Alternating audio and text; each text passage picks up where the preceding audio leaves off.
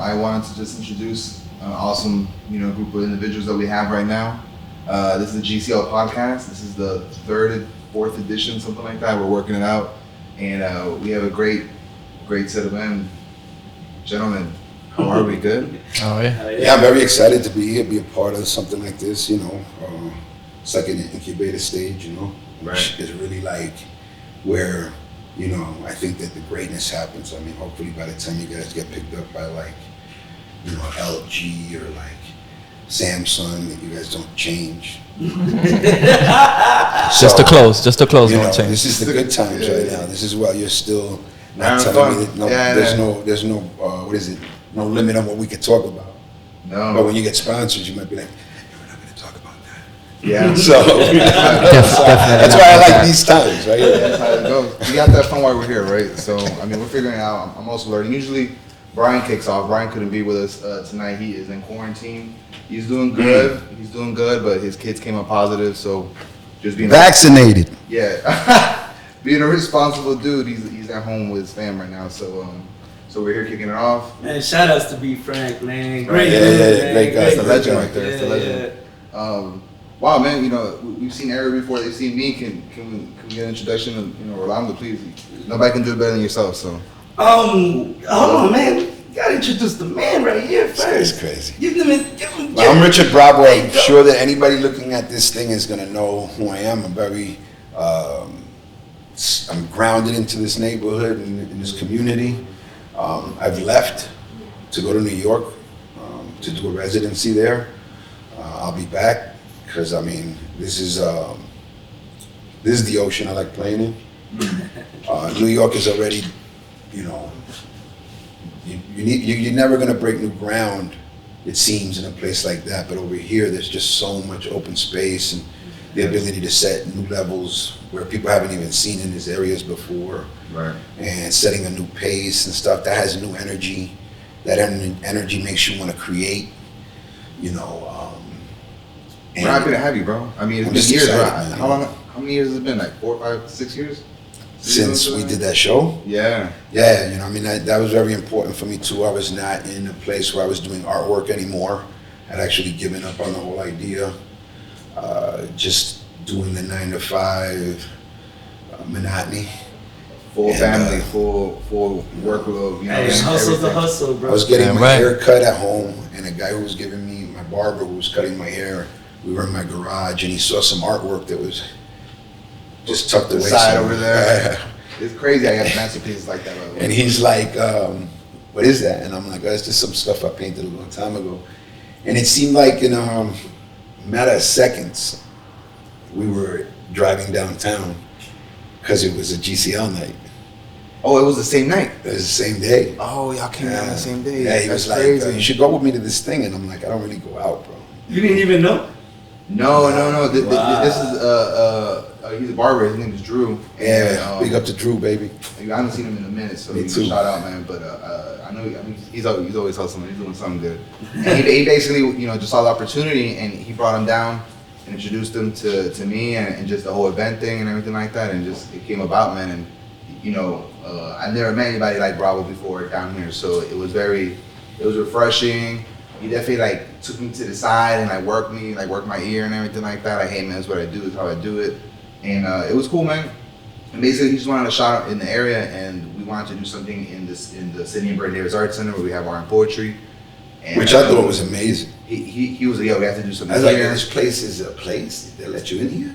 One of my first That's what I'm saying. It's like, yo, this Colombian kid is in charge of some shit like this. It was really bizarre. I thought it was wild. It was a great opportunity, man. We're very fortunate to have a good relationship with them, and them just from an early stage seeing the opportunity and the potential that GCL has, and Brian and myself and our partner at the time and everything like that. And but with that said, we kicked it forward. It took a little bit of time for me to move forward on that idea, just because we had to get to know each other. It was weird because they had the GCL thing, right? And my friend who was introducing me to him was trying to get me the show, and he was just saying stuff like, he would say, "Well, we'll get your table. You come in on."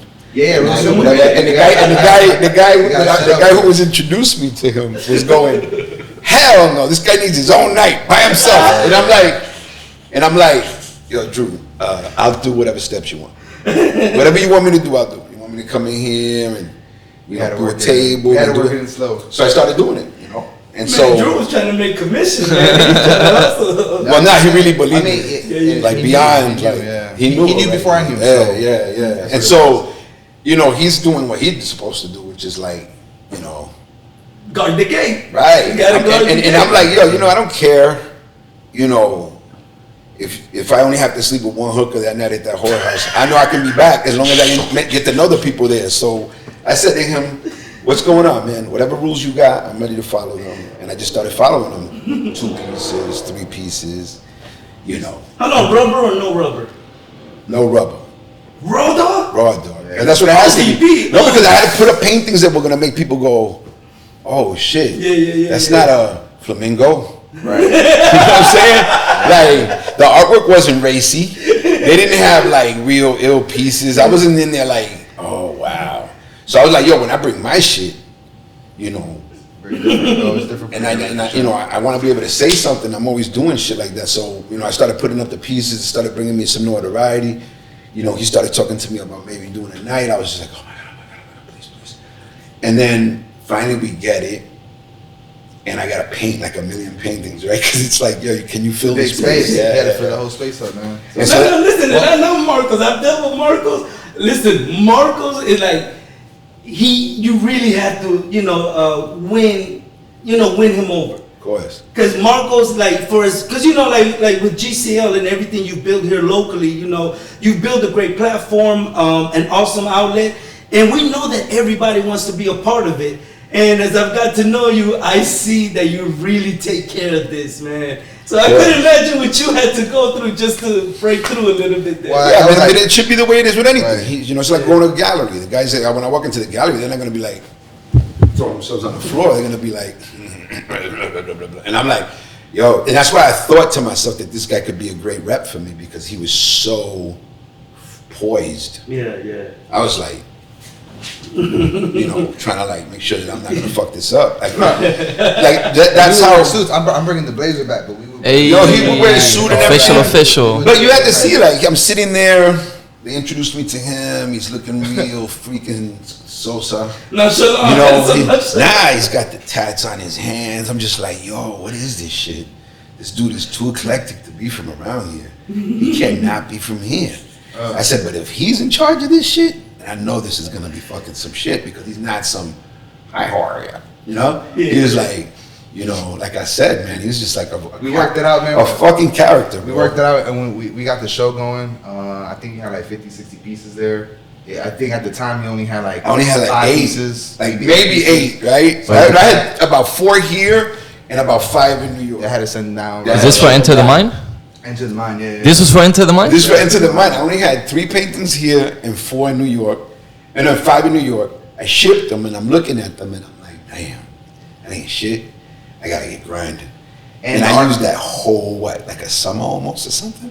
I don't even know. Like 3-4 months he went in, he just started going in and stuff like that, which was very inspirational for him because he wasn't like that before. So, and that's the cool thing about the platform, is that it does. If it's someone who has talent, it's like, yo, let me show my talent. If it's someone who's has the talent and hasn't shown it in a while, it's an opportunity for you to come out again and just be like blam, And that's what he did. He just really went in, and we have some of the pieces here in the office space right now.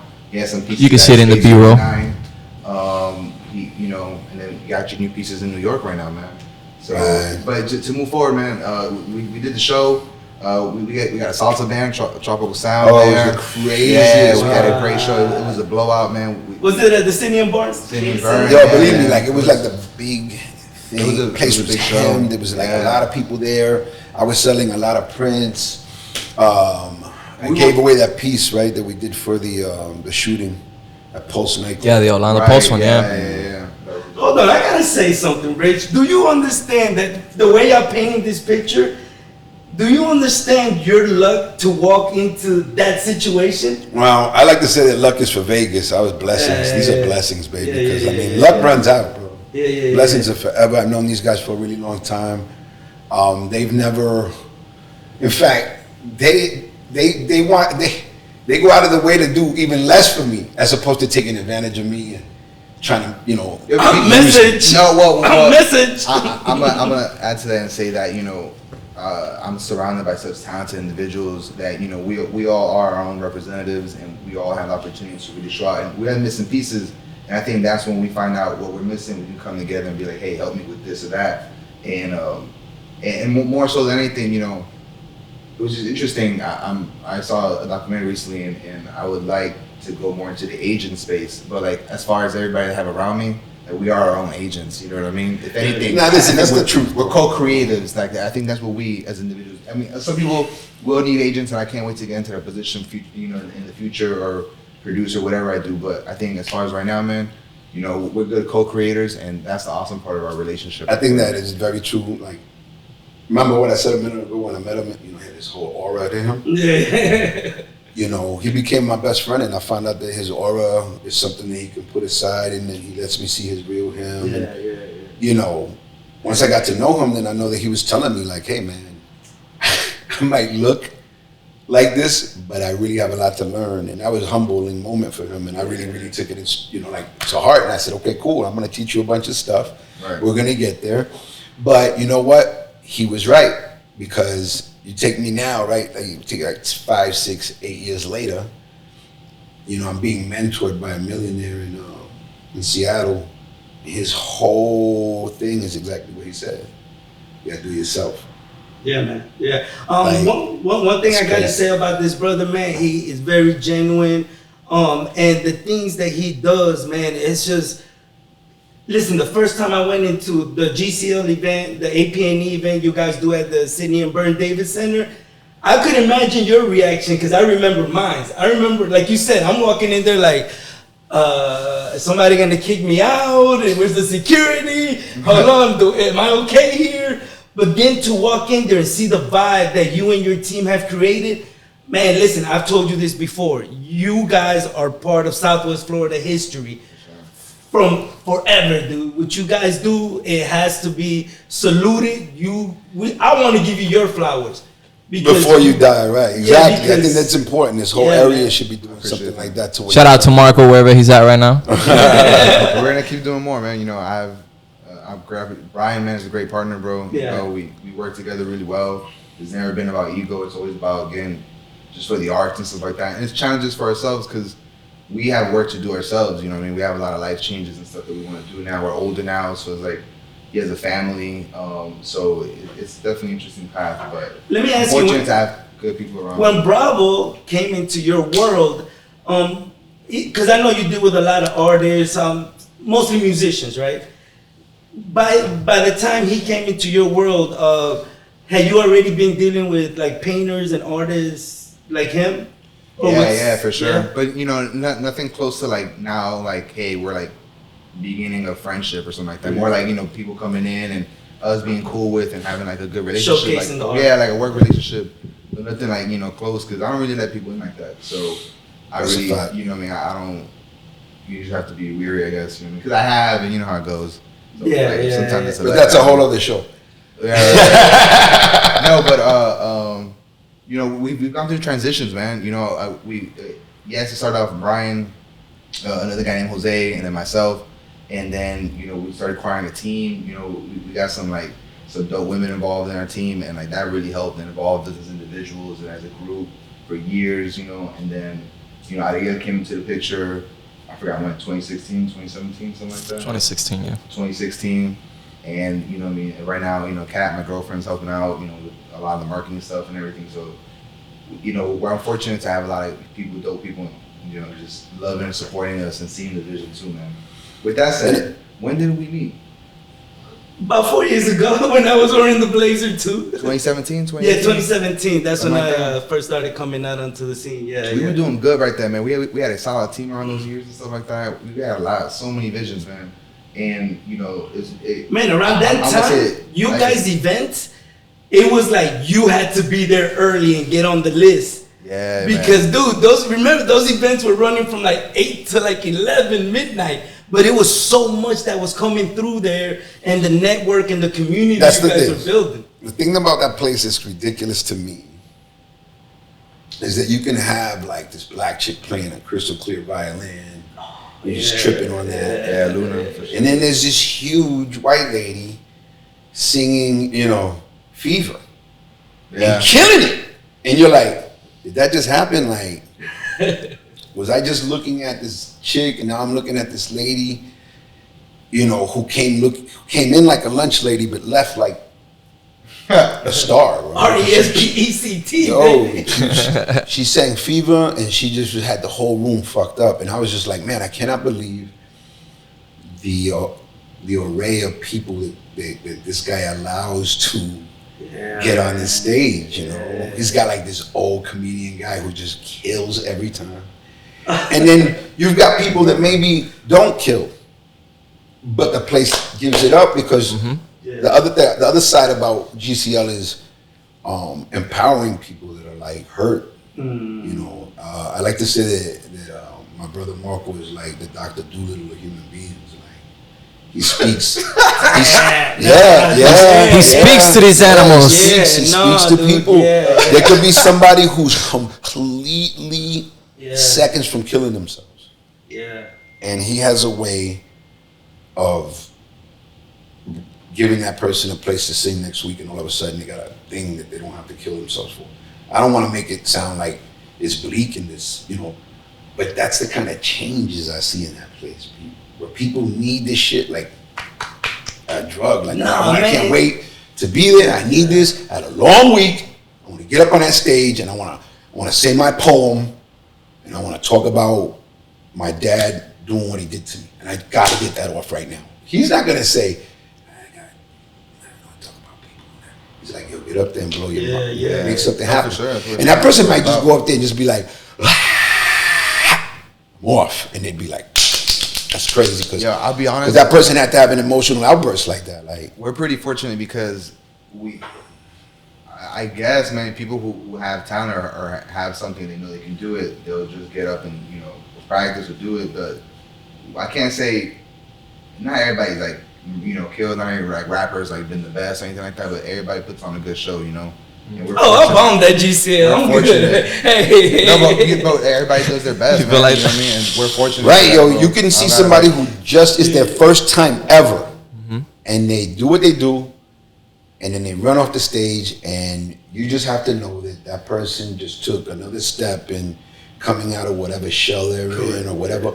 And that's the thing that I love about that place, is that it brings people out of shells, and it has zero, what do you call it, rules or boundaries. There's no boundaries. No labels in that place. Yeah, I mean, Could be somebody's gay, Zero could be somebody judgment. fat, could be somebody skinny. Yeah. There's nobody who's in there like saying that person's not well dressed, or, you know, it's just a lot of openness that's necessary, especially in these times where people don't have a lot, and that people that do, they're not in there, you know, saying this person shouldn't be here. Everybody has a time and place in that place, and there's not too many places in this world that you can do that. Dude, what GCL provides, man, the way he's saying it, dude, you're bringing me back to those feelings I had when I first found you guys. It was like, we're in Southwest Florida, right? But walking in there, it's like, You transform someplace. dude, we went somewhere else, dude. No, I like, know. and then like you walk, like, and you see after the events, everybody hangs out because nobody wants to go home. Yeah, you want to keep. Everybody wants to keep that energy Well, going. that's yeah. what the whole networking thing was cool about too. Yeah. You know, it really helped people connect with people, and it still does. I mean, I wouldn't have half of the potential that I got now if I didn't do what I did that day or that time when we did that. I still wouldn't even be where I'm at if it wasn't for him constantly pushing, finding me gigs. Then I found my own gigs, and then I'm still repping GCL to the death, right? And you know, other groups have popped up and come and gone. Oh yeah. Situations that come and go, but you know, I mean, it's just the genuineness of it. And he's lost partners and all this other stuff, so can't say that the business doesn't evolve itself, but at least it's evolving. It didn't, as they say, you know, one monkey doesn't stop the show. You know what I'm saying? And that's a real thing. You know, it could be a group of people. Somebody leaves. You know, you got to still have something that works. That's how you know it still works. If it was just that person or just the combination of the two, then it wouldn't even be a thing. You know what I mean? Man, you know, I keep coming back to, we do it for the city, you know, we do it for the arts, we do it for the community, give that platform, that expression, and everything like that. And I can say I pretty much met all y'all at the event, you know. Yeah. So That's true. Eric, what's your take? So I met him at GCL around the same time he started showing up. I met you, I think it was either 2016, 2015, I can't remember right now. And it was through Brian, because Brian, they needed a videographer at the time. And I was just doing it, so he hit me up. He's like, yo, are you doing it? I was like, we just started talking about it. He's like, yo, how about you come to the show? It's coming up. It was like, I think we spoke on a Monday, and it was that Thursday. He's like, I'll get you a +1, you come. I was the only one that was able to go. So it's like, just come in, check it out. It was the first time being there. So the same thing. I was like, damn, I didn't know this was happening here. So I'm walking around doing this. I think you were painting that night.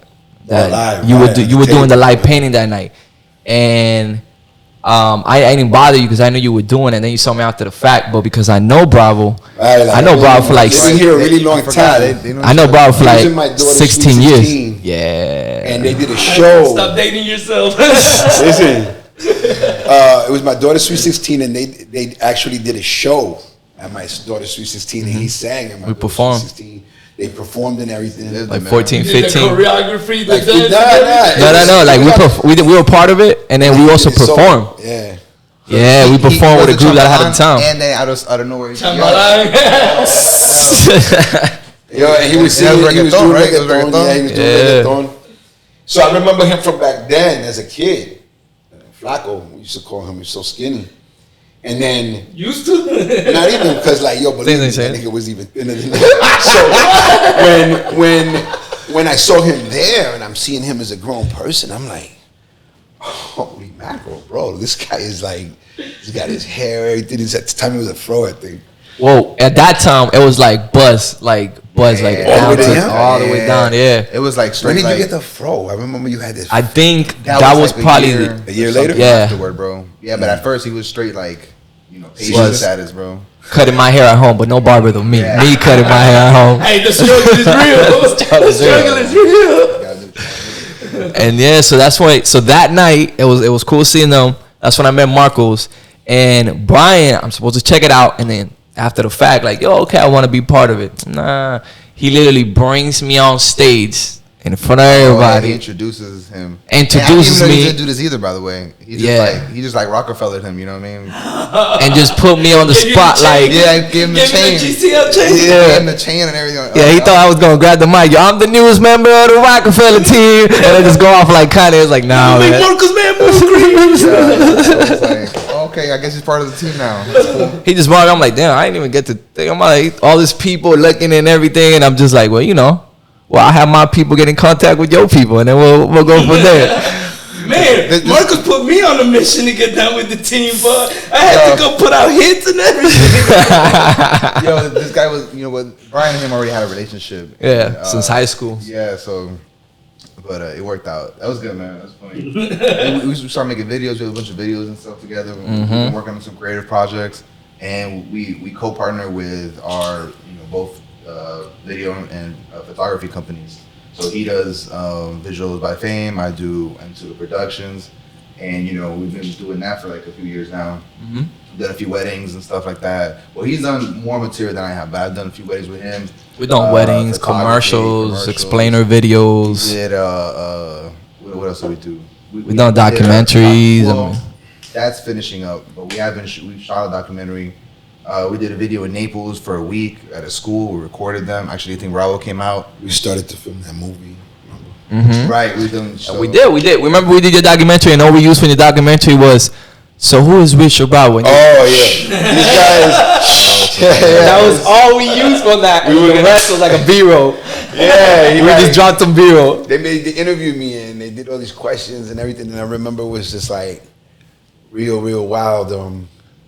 Because I thought it was just gonna be a show, but these guys are so much more than that. And so we had this whole interview thing and everything.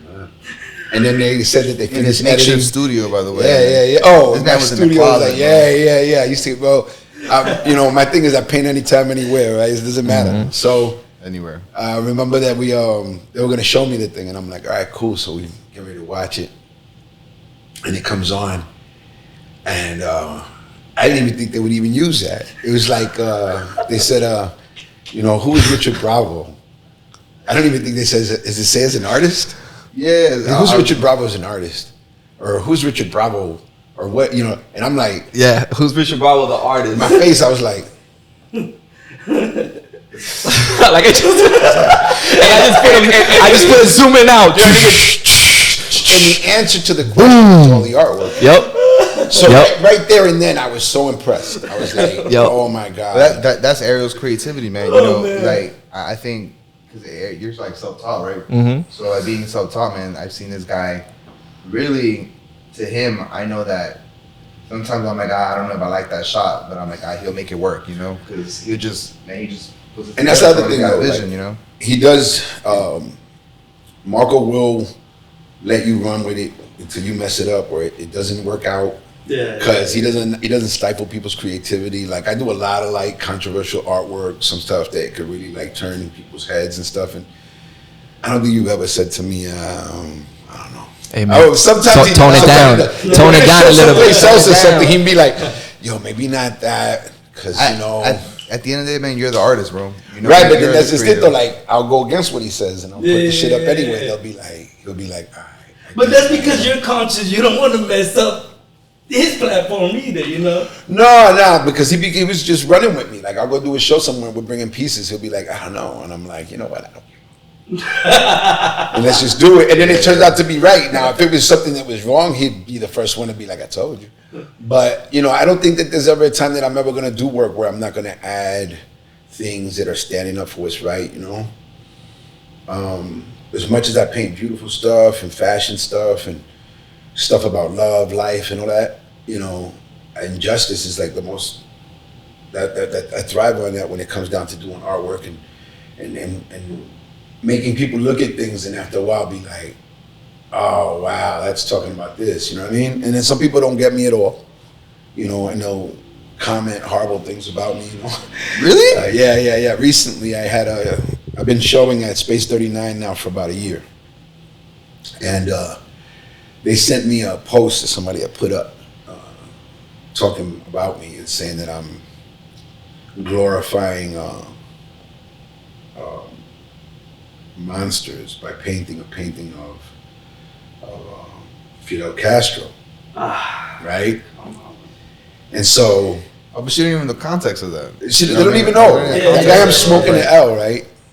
And so, I just recently was interviewed by this magazine, and they brought that up. You know, talking to me about the painting and the controversy because of Cuba and everything that's going on in Cuba, and I'm like, you know, I'm not a hip hop artist, but my whole culture, you know, it thrives in my artwork. It can come out in it. And I have Fidel Castro smoking an L. And when you take an L in hip hop, that means you lose. So he's taking the L. And you don't even know that. And I don't even care if you do know it. I know where I'm at. And matter of fact, I'll add more to that story. Wow. That piece came from Bravo. I think through your relationship with the cigar bar. There was a It was my relationship with Michelle Ye. Michelle Ye that led it On the into, radio. She took him. me to Art Basel. But what was the cigar? There was a cigar bar. Name, I forgot his name. Anyways, he showed in Art Basel, Right. pretty much, right? It was like, you know, at a you know, location down the street or whatever, like a few street over, but it was basically all right there. We filled it up. It was hemmed up, man. We had a great time. He was doing a live piece. There was another artist that was there too. Right. They didn't want me to be the headliner. They were gonna let this chick be the headliner. She was there, so he had the other room. And so she had like 8 pieces, 9 pieces. I only had 2, plus the one I was painting. And I hung up the 2 pieces humbly, right? I wasn't like, yo, I want space or nothing. I just put them up. And I set up the little easel and I started painting. And in like a matter of minutes, everybody was surrounding me and like, I was really feeling bad for that other artist. Yeah. It's like, But hold on, I do want to touch on something because art, like you said, you know, it can be controversial, but that's the thing. Art allows us to open a conversation into certain topics that are hard for some people to address. And that's definitely his style, man. I would Yeah. say, man. Yeah, actually, bro, I think that's a perfect segue into kind of maybe helping the people describe maybe like a short beginning, about explanation of how you began, and then kind of where you're at. Because we hit him with the middle as far as like you know, the Right. evolution of the GCL, Well, the meeting and everything. It like all that. started with graffiti for me with art. When I was a little kid, just started doing graffiti and trying to like be part of a gang, but not be part of the gang. Hold on, gang. give them your tag. What was the tag? It was Dever, Dever, and it all stems from Run DMC. And DMC was saying, "I'm the Dever, skating, Mike, controller." And I was like, "Ooh, I like that first part. I'm gonna take that." And that became my graffiti tag. And I just started doing pieces. My brother's an artist. My other brother's an artist. We were all doing graffiti. We did this giant naked woman at a handball court, and it was just like the pinnacle moment for us. But Where was this at, though? This is in Queens. All right, New York. And we were going to all these graffiti conventions, all this stuff, but then it really was going nowhere. You know, graffiti does have its limits, and then they changed all the alloys on the train, so none of the paint would stick. Everything just started going to the toilet. All the laws became more stricter. People's parents were getting arrested. All kinds of stuff was going on at the time to the juvenile court system. But, you know. Was that your only tag, though? Is this like 70s or early 80s? It was late 70s, early 80s. I started with NAM. Then I met the real Nam, and I was like, ooh. Started to get my own name and stuff. It was weird because you think you're just so intelligent to come up with your own thing, and then there's a dude that's way ahead of you with that, and that's, you know. And then you learn about branding through graffiti, you know, and marketing. A lot of things that most people don't think that, you know, you can put those two things together, but they're very important. But it wasn't enough, you know. You run out of cans, you run out of money, you're a kid, you know. So you have to evolve as an artist, and there was no way I was going to evolve. Man, let me tell you, I was just going to go to jail. With graffiti, right? Nah, I was just going to go to jail. It was just going to end up being problems. There was never going to be no evolution. There'd be no oil paintings. There'd be no acrylics. There'd be no nothing. So how did it go from that into the canvas? I know this story. Like, yeah, I got this kicked is like out the of whole high school. Like, wow. Yo. I got kicked out of school, and I got kicked out of Queens. I don't know if anybody understands what that means, but you're getting kicked out of a whole piece of the city to go to school other places where you don't belong, and so it's very dangerous. So my father, God rest his soul, sent me out to Long Island. A lot of people thought I went to Rikers Island, which was really good for me at the time because it really meant that they weren't going to look for me. The kind of trouble I was in was not good. I don't applaud any of that shit. But it was getting put into another place and praying on it and asking my higher power to give me the ability to metamorphosize into a better person, to not allow what happened to me to come with me and to change. It took forever. It took a year and a half. A lot of people might think it's not a lot of time, but it was for me because I didn't have a lot of time. It felt like life was limited. It's something that I remember you explained to me was that you didn't really have a lot of support at home with your art. It was something that you basically had to develop yourself and push forward. And if it wasn't for people outside of your family really coming in, you know. That would be the gang. The gang had more ability to see my talent and want me to be less in trouble and more into art, but they didn't have no way to make that happen. So when I went to Long Island, I got approached by a teacher to cut to it. I drew a picture of the Space Shuttle Challenger blowing up. And then they took that away from me in English class, and then they put it up inside the trophy case. And I came back to school, everybody was just giving me all these accolades, and I didn't even know for what until I saw the picture had been repeated 1,000 times, and then everybody was just saying how important that was. And the teacher took me out of BOCES, which is like a trade school, to take me over to the art school, which was on the other side of the building, which nobody would. That was another school. And I didn't want to get into fights. I wanted to stay out of trouble, and I just thought going to that other school was going to be a problem. But they took me past all the problems to the art classes. And then I met Dr. Lurch and Mr. Rohatch. Oh, you still remember them? Yeah. That's how significant. Yeah. There's mad more detail to the story. Yeah, like I can't even get into it like that. But those two guys did, and you know, this is why I would never say, you know, you gotta listen to people say white people are the devil and all this other stuff. I mean, everybody's got devils. Right? Yeah, facts. Right? And so these two white men didn't take advantage of me. They were like farmers, bro. They just saw me as a seed, and they saw the potential. let me work it. But they also wouldn't even just take me the way I am. I had to change. I had to stop being a hood. I had to stop doing all this stuff because it was anti-productive. You know, sometimes you think that your style is your style, but it's also anti-productive. It doesn't allow people to approach you. It doesn't allow you to be approachable. So I had to change that. Once I changed that, How hard was that though? Not hard at all. No? Because I almost went to jail for being that guy. So somebody telling me to stop being that guy, it had more to not, and just with clothes, it had to do with the way I was sitting and the way I was looking at people and Your stuff, attitude. you know. Everything had to do with everything. So I had to change all of that, and I had to start thinking about my diction and how to speak. And, you know, everybody used to always say that I could probably have been a lawyer or something because I can talk really well, but, you know, I didn't have no lawyer family. Nobody was going to make me be a lawyer. It was I'm just like- curious. Were you born in New York? I was born in Colombia. I was born in Tumaco, Colombia. I came here as a baby, and then they took me back, and then I came back again, and then we never left. Oh, so that explains kind of like not having that support at home. No, I mean, the support, not having support at home has to do with an alcoholic father and a physically abusive mother. Do you think that maybe those challenges they went through was culture shock coming to this country? No, because obviously, they're obviously not the only two that ever came here. There was millions of people that came here. Not everybody was beating the crap out of their kids and not supporting them. We'd have no stars if nobody said, look, so you're telling me Selena's father was an asshole, you never even gave her an opportunity? No. Yo, It's about what you want to do for your family. one of the illest parts I remember that you told me when we first met, you were describing this moment in your life, was that you basically had to falsify the signature. Once those two guys, those two teachers took me to the colleges, and I actually got accepted into 4 schools, which was crazy because I was just about to be locked up. That, you know, it was just insane. I actually got into a college, and they gave me all this paperwork, and I took it back home and put it on this table, and I had to wait the whole summer before school started, and nobody ever signed anything. Nobody even touched the shit. And I was just crying to my cousin saying, yo, I don't think I'm gonna be able to do this. Nobody gives a fuck. And he came over, and he had gone to like 2 semesters of community college, so he was there like trying to figure it out for me. And he did all my financial aid. And then I had to get everything signed. I mean, I can't believe that I filled everything out and still nobody would fucking touch it. So when you think about that, bro, you know what I mean? So then it was like, you know, I was still a crooked dude. So I was just like, yo, I gotta go do this. I gotta do it myself. So I went, I put the TV to the UHF channel.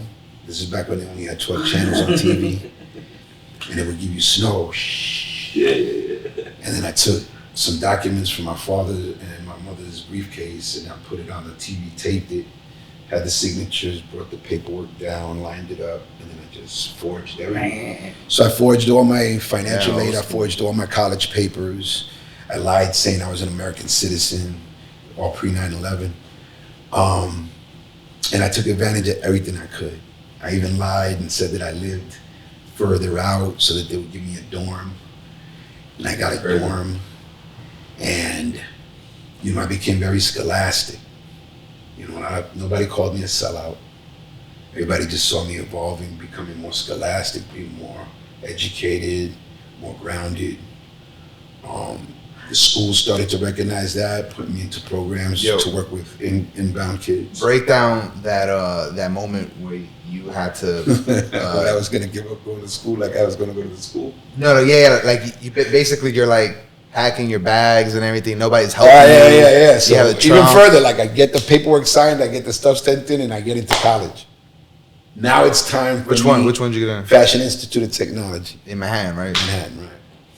And I picked that place because they had a dorm. All the schools that I was like getting into didn't have dorms, and I would have to commute, and I didn't want to do that.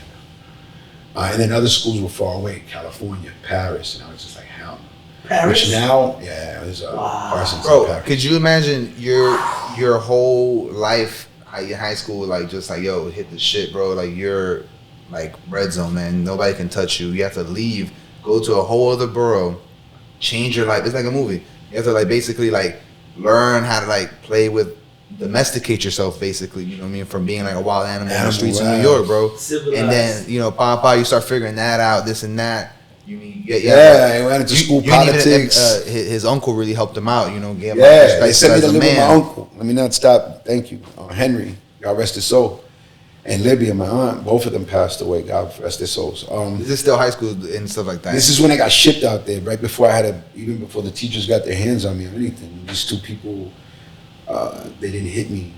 You know, I wasn't getting hit. I was getting talked to.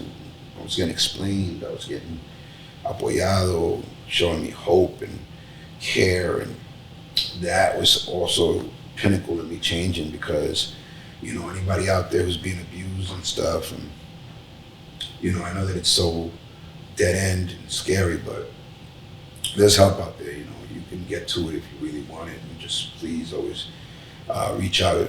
I'm sure there's numbers that I'm not even thinking about right now, but everybody should be able to reach out to somebody if you're in trouble with being abused. Yeah, because you look at youth today, man, it's so sad. They're so misguided. And, there's a lot of kids with potential out here. And it's like they just need that one person to reach out to them. Like you, look, if it wasn't for those people seeing your potential and investing in you. But also me investing in myself, Right, man. right. Anybody can Sure. see potential in somebody. If they look at all these singers that don't make it because they're drug addicts and they just don't have no hope in their own self that people want and keep pushing for them. I mean, that's how it could be. And the thing is, I'm very blessed that I was educated, and I educated myself about society and about abuse and about alcoholism, so that I understood my parents as opposed to hating them and then hating women and using all these things to be abusive to women and, become the monster myself.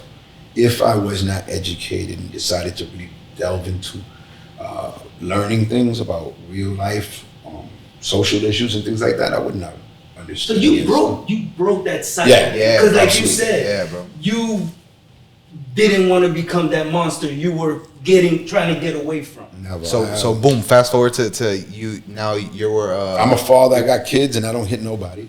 Right. No, I'm talking about Just for the record. which you're a good father, but going to college, that first day in college. Right. So you're in okay. So I get all the Queens, you're paperwork packing. filled out, and nobody wants to help me as far as like giving me a piece of luggage. I mean, I'm not even getting any no help, bro. help whatsoever. And I got into I think school. you had to take bro. your own pans and pots, right? You Oh, no, I stole some pots and pans from my mother. And just to show you how life is, when I got to college, everybody's getting phone calls from their parents, and somebody's like, yo, your mother's on the phone. And I'm like, are you serious, man? And I get to the phone, and it's my mother cursing me out for taking her pots. So it's not even like, yo, you got into school, I love you. It's like, yo, you took my, cogiste mi olla. And I'm like, Cogiste mi olla. You're not even calling to say how happy you are for She me. went to make rice and she's like, what? So- Bro. She knew. Yo las ollas. So I'm standing, I start, You got a trunk. You're in the I train. took this trunk from my mother, filled it with stuff. Because by the way, Nobody could drive me to school. your mom was your mom working for Donna Karen at the time? She was working for Nicole Miller. She was working for Nicole Miller at the time. So his mom's actually like a really dope designer, seamstress, like just worked for Nicole and then Don. You know what I mean? So like, anyways, So- moving forward, fine. So now here we You are, had this big ass trunk. and I'm dragging it onto the Long Island Railroad. I got my best friend at the time, Sean Jordan. He's with me. He's riding with me. No parents, no brothers, no sister, no nothing. It's just straight up. I'm going to school. This is nuts. So I'm on the train. We get out at Penn Station. We're carrying the chest at first, but it's so heavy that after a while he just lets his end down. And it happens to be right when we're hitting the campus, and you hear the bag going, and everybody's heads turn. Like metal on Because cement. This block was so quiet. It's like a quiet, Suburb. not even, this is like Manhattan, but it's quiet because it's a dorms. It's like college, so there's no traffic, nothing, so it's real quiet. And all these people are getting dropped off, Mercedes-Benz, station wagons and Volvos and all this stuff. This dude's coming up the fucking subway. I'm coming out the train with this, dragging this trunk. And I feel completely like I just not belong here. I gotta get out of here. And right when I'm like, The anxiety starts kicking in. yo, it's so hard. It was just like, oh my God, I can't do this. And I didn't have any supplies. I didn't have no paintbrushes. I had no paint. I had nothing. I see all these people with bags full of stuff, and I'm just like, ah. So right when I'm saying, let's get out of here, this black guy comes up to me and he's like, hello, my name is Dr. David Hatch, and I am in charge of greeting all minority students. And I'm like, oh.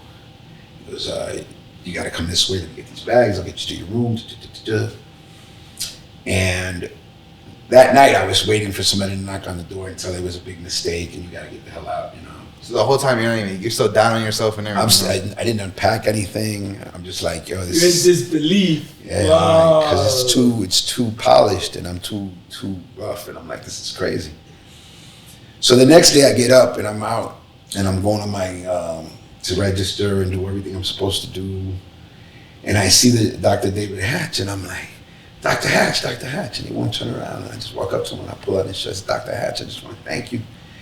And he turns around and he says, I'm not a fucking doctor, I'm just another minority, and I saw you getting ready to leave, and I couldn't let you go. Oh, yeah, bro. Yeah. Could you imagine, bro? It turns out this dude was by a window or something, seeing all the new people come in, bro, and he just like, he sees, you know, Bravo just like, he's like, oh man, it's one of these, you know, it's like one of these situations.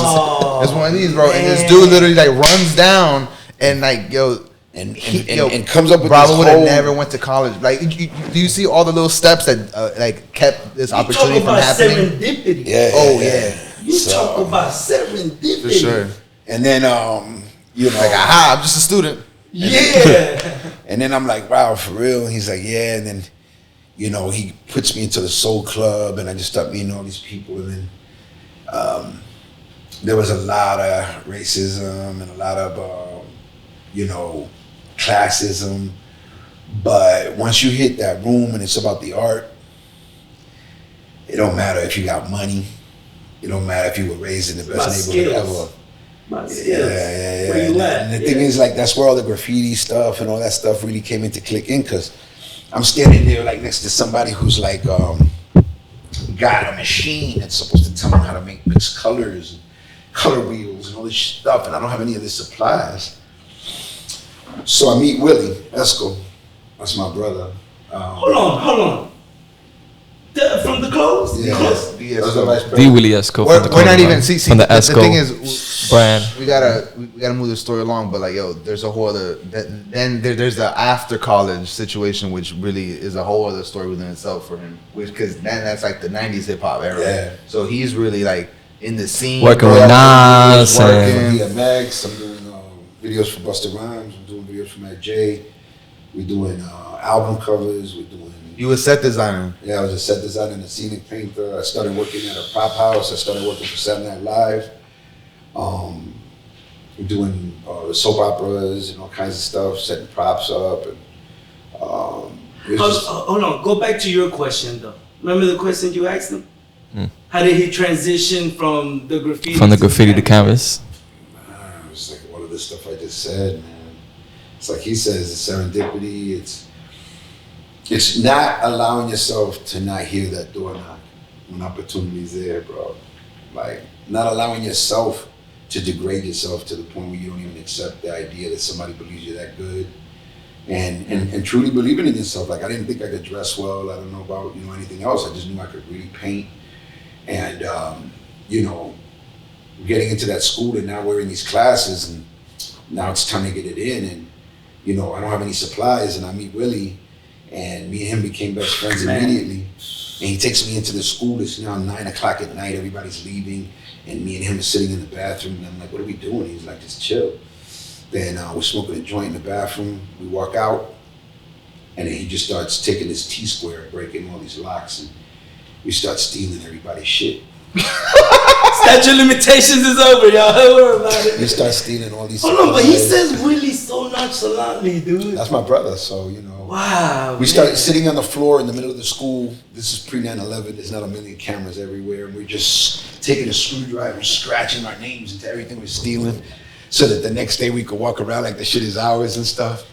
And that's how I got my supplies. And I also met that guy who told me about sleeping with people that are in places where there are things that you want. So, you start sleeping with people in art stores so you can get art supplies.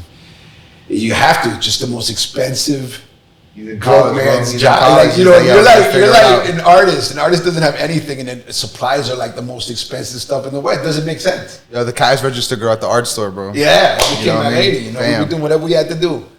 So now you find out that it's not about being an artist anymore. Once you graduate, right? And stuff like that. Yeah, no, I'm about to graduate, and I'm looking at where the class. and I'm seeing these teachers giving out A's and stuff, you know, and I'm getting annoyed, bro. Because people aren't even following the curriculum and they're getting A's. So I take this teacher aside and I'm like, yo, how the fuck can you give that bitch an A? She did not even do. You said paint this and she came in with pets, cats and dogs. It's nothing to do with them. And he's like, and this is when you find out about real life, man. You don't ask enough questions, you ain't gonna find out. And he was like, look, man, this is a CUNY school. We're state driven. They give us the money. If not enough people graduate, this place will close down. And I was like, so you're just passing them to keep the money? And he goes, yeah, or you wouldn't be here if we didn't keep this place open. But now you're going into the real world. They're all gonna sink. And you're gonna float. And I was like, he goes, the degree doesn't even matter when you get out. This teacher's telling me this. This degree means nothing. It means something to you because you're a minority. You need to pull that shit out when they try to be racist. But it really doesn't mean anything. It's gonna be a talent that's gonna make you float. Everybody else is gonna sink. You'll see it. When you graduate, it's either people are gonna be artists or people are gonna be managers at Gap. And that's exactly what happened. But when he's telling you this, are you grasping what he's telling you? Hell yeah, because he's not talking to me bullshit. When he stopped and he looked at me and said, look, the school's gotta do what they gotta do right there. I was like, oh. This guy's real. I looked behind the curtain, I saw what's up, and he's like, look, this is the math. When you get out there, you're gonna do really, really well. They're not, or everybody else is gonna sink. And I was like, word. And that's exactly how it all went down. I walked into What'd you do? What was your first gig? The first thing that we ever did. Like you graduated, you done, you're in the real world, very quote unquote. I was a boom. designer. I was working for Jones, New York. I was designing women's skirts and sweaters. And I hated it. Do you go into office, like office setting, and you like bunch of I would boards? go in and there's, you know, you get the job and you're in the art thing and you're just so proud, you know, you're like, it's the most insane moment of your life. You're calling your mother, I can't believe I got a job as a designer or whatever. And then if you're just gonna do that, then that's cool. It's sort of like, you know, I've never been in a business where I felt more used than the fashion business. That's But by that time, yeah, La Jolla, she was over it, right? What? She wasn't mad about the pots. my mother, the Yeah, pots. the pots. No, my mother never. My mother worked 6-7 blocks from FIT and never came to that school once. 4 years ago in the school, and my mother never came to visit once. Hold on, but she was also a designer. Yeah. Wow. Do you think that helped you develop your? Cause you know, My mother being a designer. Yeah. Yeah, my parents. My father was a printer. My mother was a designer and a seamstress. And yes, of course. I mean, you'd be crazy to say that my father's knowledge of color, because he's from the days of printing where no computers existed. You got a spinning wheel. You're taking colors and you're blending yourself until they come out on the other side looking right. He did album covers for Yes. He did album covers for Ozzy Osbourne, all these other shit that he would do. At this company he worked at, and he made a lot of money, but he was a messed up person. He was really messed up inside. So, Bro, to everybody that's listening to this, a lot of these names he's dropping, please go Google them. Listen, Yes, I mean, the art on Yes, and the art on Ozzy Osbourne. Man. Off the I chain. didn't even know that. Please So- people, go look up Willie Esco. All these names he's nonchalantly dropping on you guys. Please go look this up. So, wow. You know, we were just doing so much stuff, like designing stuff, but I used to hate how I was being treated by, not to knock Jews, because I'm not. Got a lot of good Jewish friends, but I'm talking about Jewish garmentos, the people in charge. Just like when people say that Jewish devils in the music business, well, there's Jewish devils in the fashion business. And not all of them are like that. My mother worked for Nicole Miller, amazing woman. Bud, God rest his soul. These are all people that are in the fashion business too. They were incredible to my mother, gave her incredible opportunities. So I'm not knocking everybody. So you were working in the garment in the garment district. And Well, that was Fashion Avenue, 6th Avenue, Fashion Avenue, New York. when did Wow. when did Willie bring you in to So Willie we're all Esco? working in the fashion industry. We all go to calling for a job in Staten Island, for working for Gaetano, Bum Equipment, all these old Bum Equipment, wow. Gloria Vanderbilt, right? Dang. So we get a call to go work for a company out in Staten Island that does all that licensing. There we leave, and that's when I quit the fashion business and went into set designing, scenic painting. Thank you, Daniel Hastings, for giving me that opportunity. He's a photographer, and he shot everybody from Ice Cube to Cypress Hill to everything. And this dude brought me with him. And once I branched off from him and started working on my own, and I started doing videos for like 311 and Shania Twain, and I really started coming into my own. I'm going home. He's in the game. No, bro, like, like I said, there's more detail, but like, yeah. Like, Wow. I'm just it's real. surfacing, right? Yeah, it's real, bro. So I end up doing that. Now, I get a restaurant with my ex-wife, and I'm living in South Street Seaport. I got a restaurant in Soho. It's like 300 people making money like that. And then I got my brother. I'm going to doing all these videos. And Willie's still designing. He stayed in the garment district. He somehow or another learned how to communicate with those people. So he got it done. And you know what? No disrespect. Those people gave us opportunity. Norm Bruce, Weisfelds. But he stayed in it. And this is before Esco. This is where he's calling it Willie Escobar. And he's asking me to come up to this place where he's designing to come look at this stuff. And I'm like, yo, let me get that stuff. I'm gonna start putting it in some of these videos that I'm in. And I got him a job as a stylist, working for Danny. And we did, the first job he did was Fat Joe's Jealous One's Envy. We had to change Fat Joe's whole look. He used to be called Joey Crack, and he always wore hoodies and jeans. And so now he wanted to evolve into this darn Cartagena guy. And then we took him to Rochester Big and Tall. That's where the Knicks buy their clothes and stuff. He never ever been in there. And he spent like $3,000 and walked out with 2 bags and was very angry. Because he only had like a little bit of clothes and spent all that money. But he didn't know that what he would put on him. Like today, you see Fat Joe, he's all styled up. And he had no idea what the fuck that was. And Willie put him on and hit evolution of that guy. So Willie was like, yo, you know, working with me and Danny, and we're all working. So he's telling me he's got this clothing line, and he wanted me to come up to his job to talk his boss. See, this is what I'm saying, bro. I can talk people into shit. I talk rappers into caskets. No, he did, because he did AZ's album cover. Do or Die. Oh, shit, baby. So he's in there because of him. So he was like, I'm not getting in no fucking casket. It's Do or Die, nigga. You gotta lay money all around you, shit. We took that picture, but we never used it. But we, you know, but that's what I kind of stuff that I could do with Danny. Danny was not that guy to convince people to do things, but I could help him with that. Damn, man. Then Willie had to go speak to these Jewish guys up in Empire State Building. They're the same people that back FUBU, and Samsung Electronics is the ones that back them. So he wanted me to go up there and negotiate with him. And I went up there and I negotiated the deal for him. And then I didn't want to have anything to do with it. And then he gets it, and they change it from Escobar to Esco because they thought that the name Escobar would not go into stores. And they were probably right at the time. And so we changed it, and then we made a company from nothing, bro. But this is also around the time you had academics. No.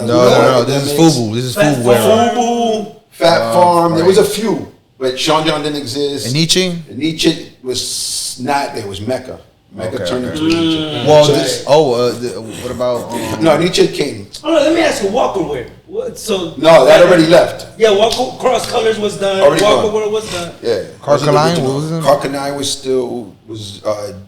Carcanine not really. He was just coming off. It was not gonna last. And I messed up the last name. We just came in. It was full. Academics came a little bit the year after. Sean John came the year after. We were very successful though, man. I mean, it was really cool. It's like more late 90s now. 9/11 fucked everything up. We lost a lot. We lost everything. I lost my restaurant. I lost the clothing company. Yo, and before, this is before 9/11, right? But before all that, because I want to definitely, we're reaching our time here soon. Yeah. But I want to say that the restaurant and everything like that, he also got signed to Interscope Records. Yeah, I was in a band. I was a rock.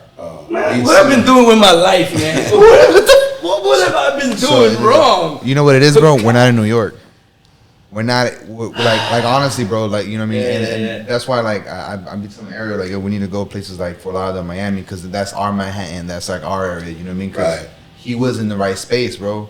You can't catch fish in dry land, so you went fishing. Well, he was already there, but we need to go fishing.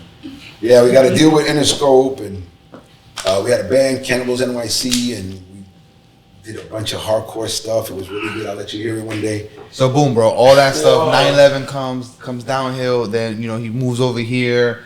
He's doing good. He's got houses, his family. He's like, yo, life is right, whatever, right? The housing Bam! market falls. Oh wait, I comes. lose all my homes, everything. Loses everything, Lose bro. my job. He's got like almost $1 million done. A correction Over. officer.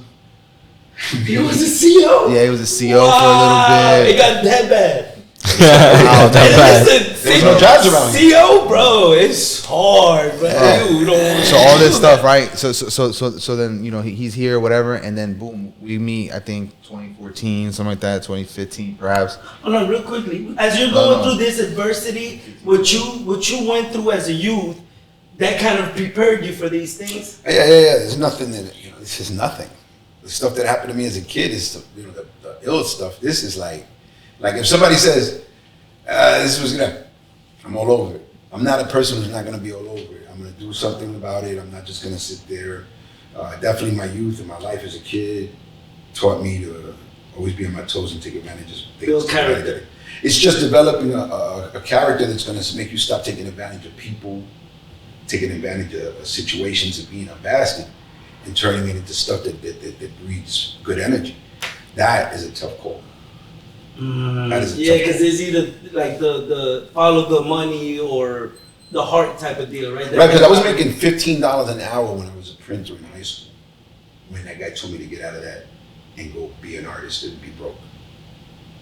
I was making $15 an hour. Oh, back then, that's a lot of money. At the age of like 16, I was making $15 an hour. And that was a lot of money, and I was getting ready to make $27 an hour. And the guy was like, you should get out of that. And I'm like, my dad was like, how dare you? You know, because he was a printer. But again, I was high as hell. I was watching TV one night. Just got back. I was laying down, and I'm watching some 1940s movie. And you know how they talk in those movies? They talk real quick. And the guy was like, you're not going to be anybody. You're not going to be more than your dad. And that shit just was like, Rebel without a cause. holy shit. Really? I am turning into my father. This cannot happen, you know? And I just quit, and my father just said, you're done.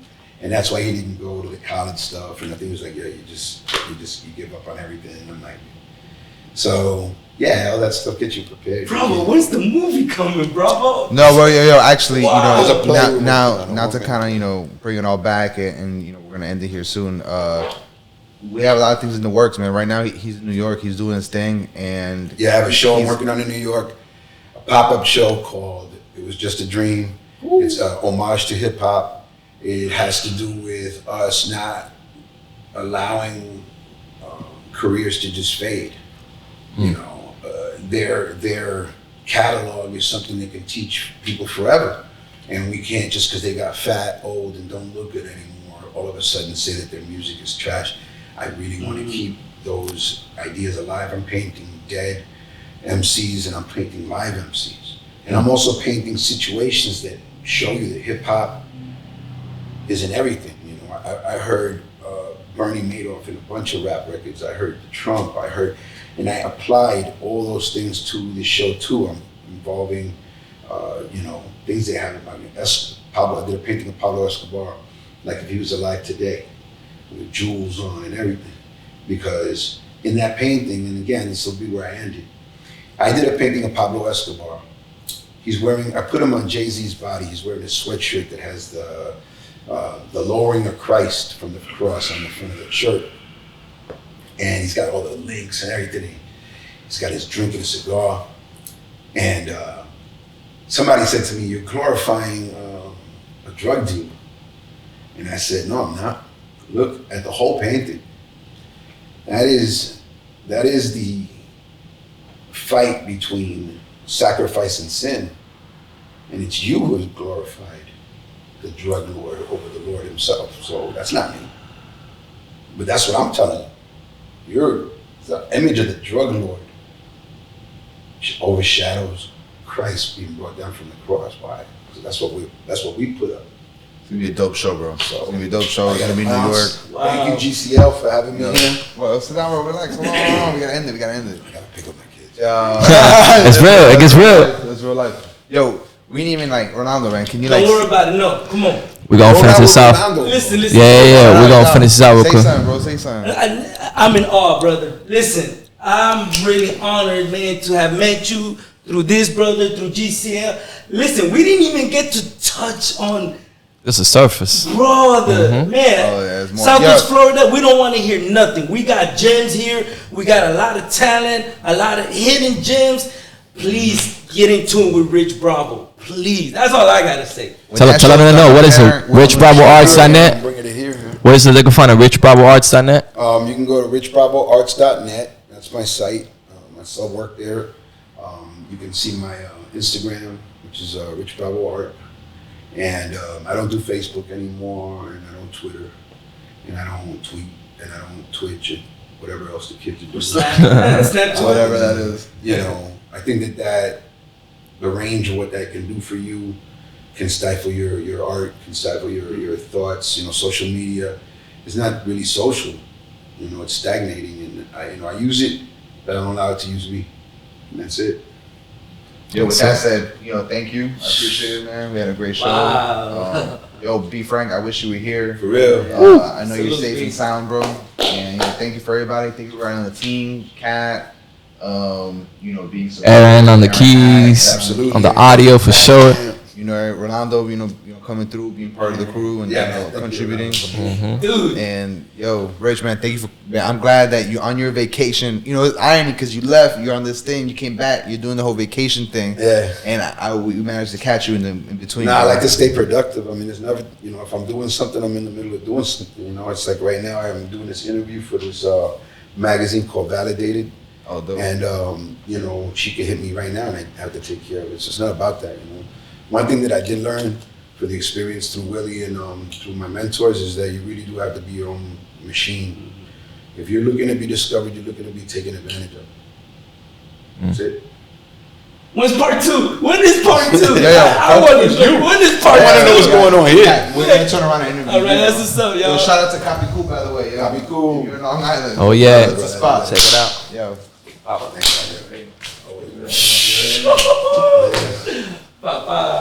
Oh, man. We could pause on that. Little fun fact: he actually did the album cover for one of the albums that come out. Yeah. It's a big, big.